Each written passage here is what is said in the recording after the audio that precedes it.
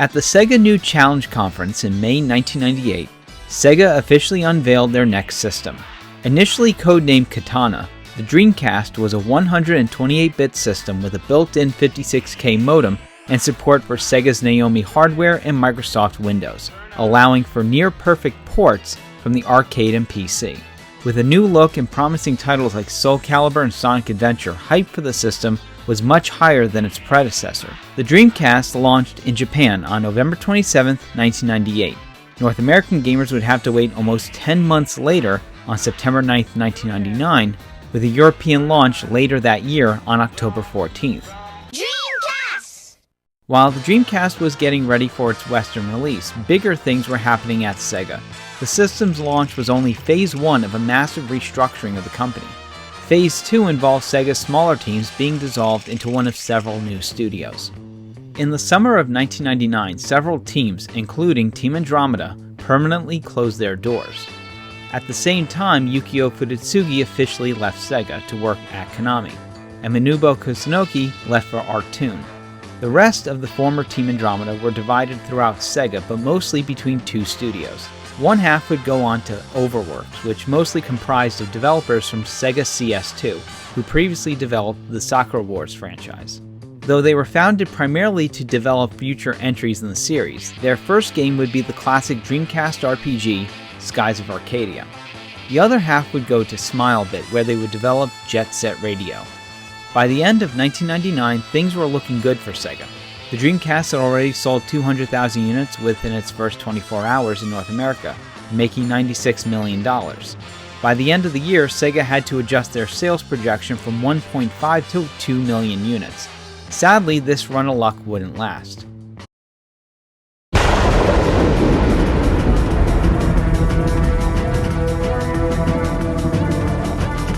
At Tokyo Game Show in 1999, Sony unveiled their next system, the PlayStation 2. It boasted far more powerful specs and support for the new DVD format. Coupled with exclusive deals with Konami, Squaresoft, Capcom, and Namco, caused a great amount of hype for the system. The PlayStation 2 launched in Japan on March 4, 2000. Though Dreamcast sales had been in decline, the PS2 launch caused them to flatline, and soon Sega began bracing for the North American launch by giving SegaNet users a $50 rebates and lowering the price to $149.99. The PS2 launched in North America on October 26, 2000. Though the launch was hit with supply issues, demands for the PS2 was massive. Sega hoped this would convince consumers to go with the lower-priced Dreamcast, but it wasn't enough. People wanted PS2s badly enough to pay high prices on eBay or wait for months until restocks. By the end of the holiday season, Sega had only sold more than 450,000 units, far less than the PS2, PS1, and Nintendo 64. With a dwindling relevancy and mounting financial issues, Sega had no choice but to make a drastic decision. On January 30, 2001, Sega announced the Dreamcast and development of all future home hardware would cease, becoming a third-party publisher. This sent shockwaves through the industry, as Sega had been a major console maker for over 18 years. However, as Sega bowed out of the consoles, a new challenger had appeared. In 1999, Microsoft revealed its intentions to enter the console industry. Developed by their DirectX team, the Xbox prototype was unveiled at the Game Developers Conference in 2000, with the final system making its debut at the Consumer Electronics Show the following year. To prepare for its launch, Microsoft began meeting with various publishers, including Sega, who announced their support for the system at Tokyo Game Show 2001, including the reveal of a brand new Panzer Dragoon title. Throughout the life of the Dreamcast, many of the former Team Andromeda members never considered bringing the series back, as they all felt Saga was the definitive conclusion to the series. It wasn't until development of Jet Set Radio Future and Gun Valkyrie that many began discussing gameplay and story ideas for a new entry. Of the game's 30-member development team, only 10 had worked on previous titles, including director Akihiko Mukiyama and art directors Kentaro Yoshida and Takahashi Iwade. Sayori Kobayashi returned to compose the soundtrack, with Eri Ito returning for vocals.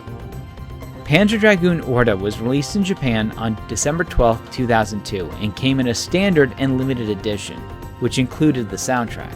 A special edition Xbox bundle was also released in Japan, of which only 999 units were ever produced. It reached US shores on January 12, 2003, and in Europe on March 21st.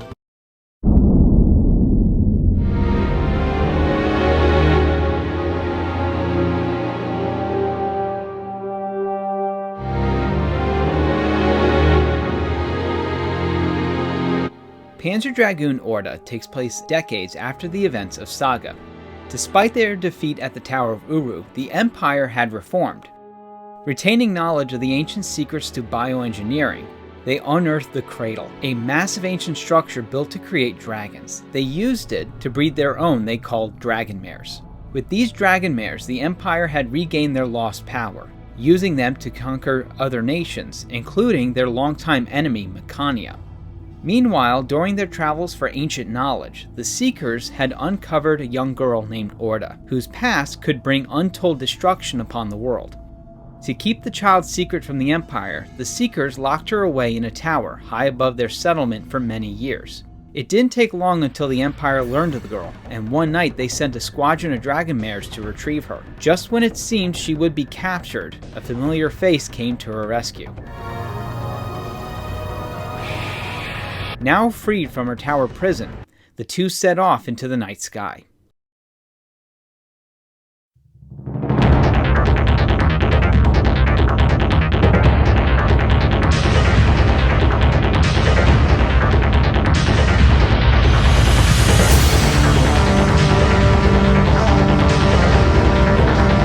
Gameplay was a return to the classic shooting of the first two titles, but with new features. You can now seamlessly transition between views with the movement of the cursor. Boosting and brakes were also included, which cost you a part of your glide gauge. These two would become vital during boss battles, as they were used to strafe around enemies and dodging attacks to find weak points. Taking inspiration from Saga, the dragon could morph between three forms. Base Wing had a balance between attack and agility and could target large amount of enemies with a homing laser. Glide Wing had a high agility and speed but used a weaker rapid-fire shot that could automatically lock onto targets. Heavy Wing sacrificed boost and agility in exchange for a more powerful homing laser that targeted less enemies. These forms could be cycled through mid-game, and some enemies were weaker to certain forms. This made gameplay more strategic, as switching to the right form could lead to the next level or game over.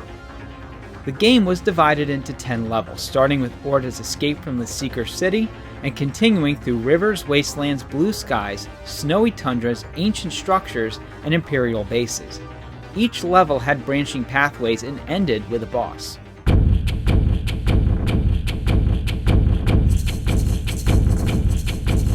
During her escape, Orta was attacked by an airship led by General Evren, but was saved by a drone named Abad. She tried following him, but encountered a group of worm riders and their leader Mobo. Initially, they mistook Orta as an Imperial, but realized their mistake and offered her refuge at their village, located on the back of a massive lantham. It didn't take long for the Empire to track her down, initiating a battle that ended with Orta and Mobo being shot down. Though she survived the fall, Mobo was missing, and her dragon's wings were destroyed, forcing them to continue on foot.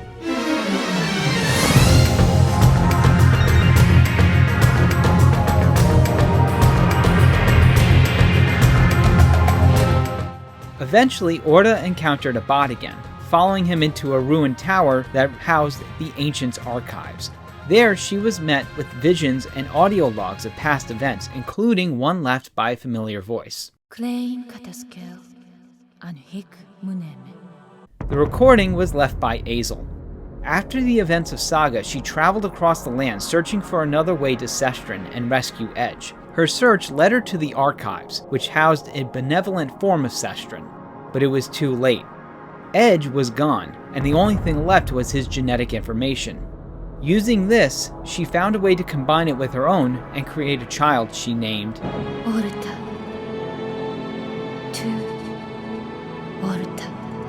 Upon learning of her lineage as a human-drone hybrid, Abad revealed his intentions to use Orta to multiply himself and take over the world. He then fled to the cradle located in the middle of the Imperial City. Orta followed him with the help of Sestrin, where she was reunited with Mobo and the Worm Riders. Unfortunately, they were too late, and Abad entered the cradle, emerging as a cocoon.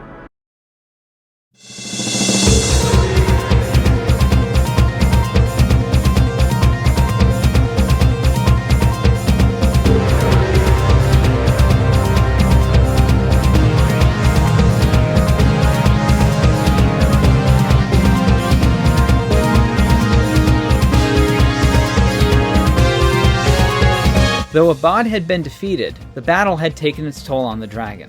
After 4 adventures, the dragon took his last breath and passed away.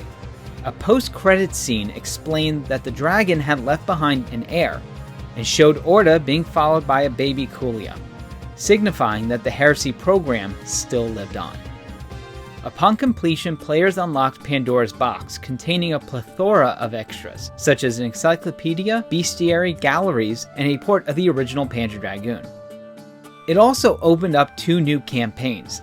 Sub-scenarios consisted of levels that either tested the player's reflexes or showed events between the main story. Iva's story followed the tale of a young soldier on a quest to avenge the death of his father, an Imperial scientist who perished on the airship Orta destroyed at the end of Episode 1.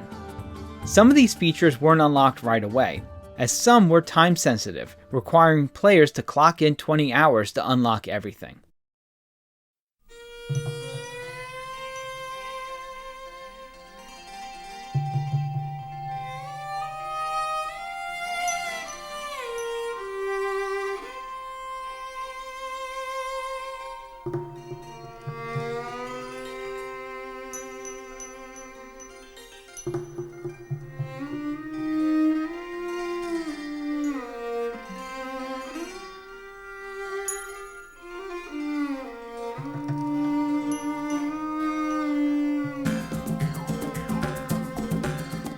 Panzer Dragoon Orta was praised by both critics and gamers alike, most notably for its tight controls, gorgeous graphics, and sheer amount of extras.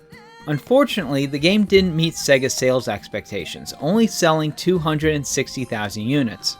However, its legacy has lived on thanks to Microsoft's push for backwards compatibility. Orta was added to the Xbox 360 in 2007, Xbox One in 2018, and Xbox Series X at launch in 2020, making it one of the few titles playable on all Xbox systems. The game also supports X enhancements, allowing it to be upscaled to 4K. You can either use original physical copies or purchase it from the Microsoft Store. Though Orta has enjoyed continued support, its initial poor sales caused Sega to shelve the series. With the exception of remakes, no new Panzer Dragoon titles have been released in almost 19 years.